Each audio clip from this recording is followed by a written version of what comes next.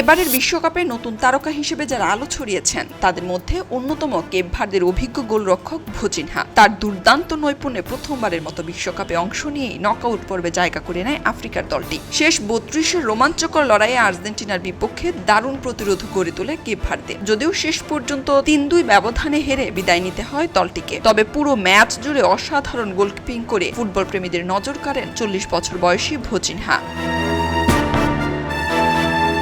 প্রতিপক্ষের জার্সিতে খেলেও ভোজিনহার লড়াকু মানসিকতা মুগ্ধ করে আর্জেন্টিনার অধিনায়ক লিওনেল মেসিকে। ফুটবল ভিত্তিক সংবাদ মাধ্যম goal.com-এর প্রতিবেদন অনুযায়ী ভোজিনহার পরিবারের ৪ সদস্য যেন গ্যালারিতে বসে বিশ্বকাপের ফাইনাল উপভোগ করতে পারেন সেজন্য বিনামূল্যে টিকিটের ব্যবস্থা করে দেন মেসি। পাশাপাশি ম্যাচ শেষে স্মৃতিচিহ্ন হিসেবে নিজের জার্সিটি উপহার দেন তিনি। ভোজিনহার ভাষ্য, মেসির এমন আন্তরিক আচরণ তিনি কোনোদিন ভুলবেন না। ম্যাচ শেষে আনুষ্ঠানিকতা শেষ করে টানেলে গিয়ে তার হাতে নিজের জার্সি তুলে দেন আর্জেন্টাইন অধিনায়ক। এর আগে স্মৃতিচিহ্ন হিসেবে মেসির কাছে জার্সিটি চেয়েছিলেন ভোজিনহা।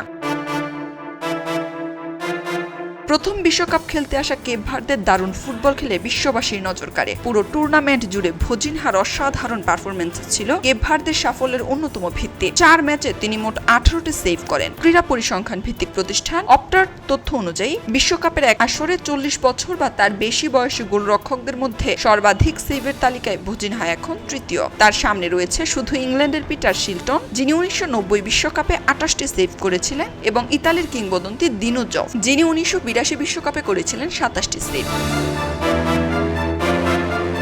ভোজিনহার লড়াকু পারফরমেন্সে মুগ্ধ আর্জেন্টাইন অধিনায়ক তার পরিবারকে বিশ্বকাপের ফাইনাল দেখার সুযোগ করে দিয়ে তাকে দিলেন যোগ্য সম্মান। ভোজিনহার জন্য মেসির এই অসাধারণ ক্রীড়াসুলভ আচরণ এবারের আসরের অন্যতম আলোচিত অধ্যায় হয়ে থাকবে।